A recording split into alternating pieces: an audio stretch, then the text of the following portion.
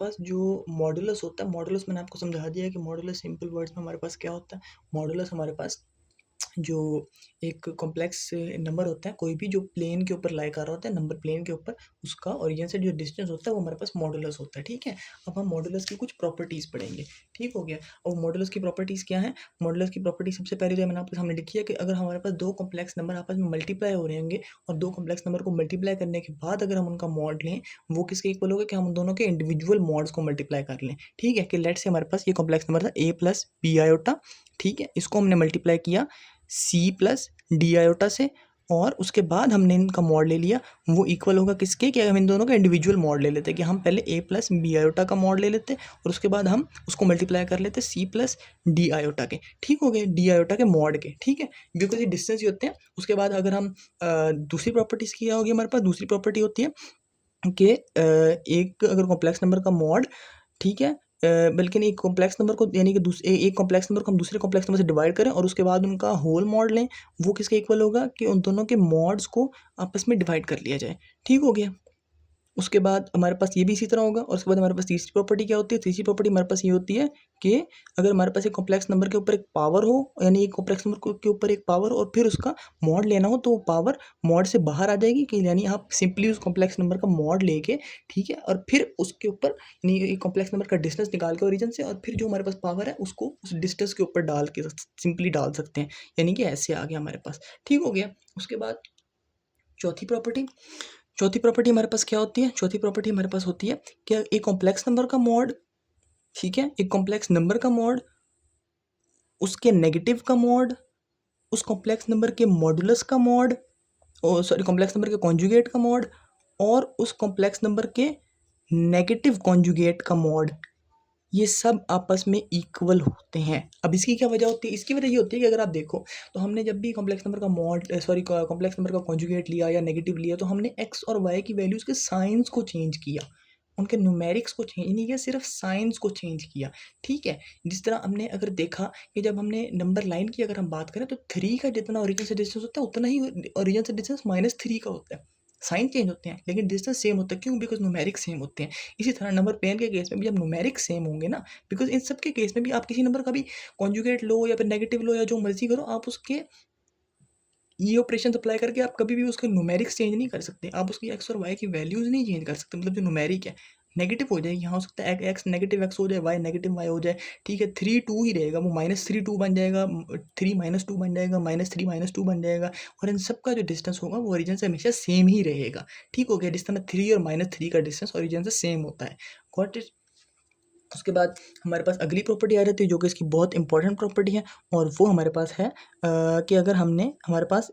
Complex number है Z1, ठीक है,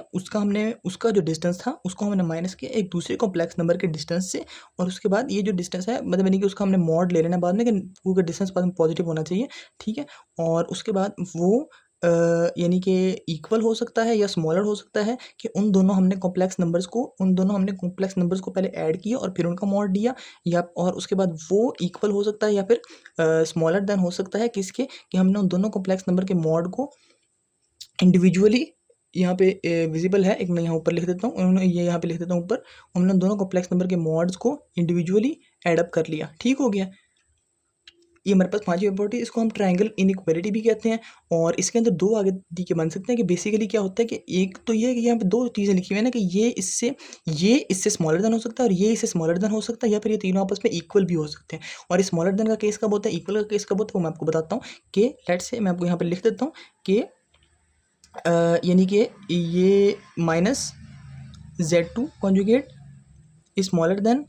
Z1 प्लस Z2, जब इनको ऐड करके इनका होल का कॉन्जुगेट लेंगे और उसके बाद ये छोटा होगा कि अगर हम पहले का कॉन्जुगेट लें प्लस दूसरे का कॉन्जुगेट लें और उन दोनों को ऐड कर लें। ये कह रहा है, ये ऐसे कह रहा है कि आपने पहले नंबर के ओरिजिन से डिस्टेंस को दूसरे नंबर के ओरिजिन से डिस्टेंस से माइनस किया और उसका बाद में मॉड ले लिया, ठीक है, कि वो पॉजिटिव आ जाए, ठीक है। यानी ये आपके पास दो नंबर थे, लेट्स से मेरे पास दो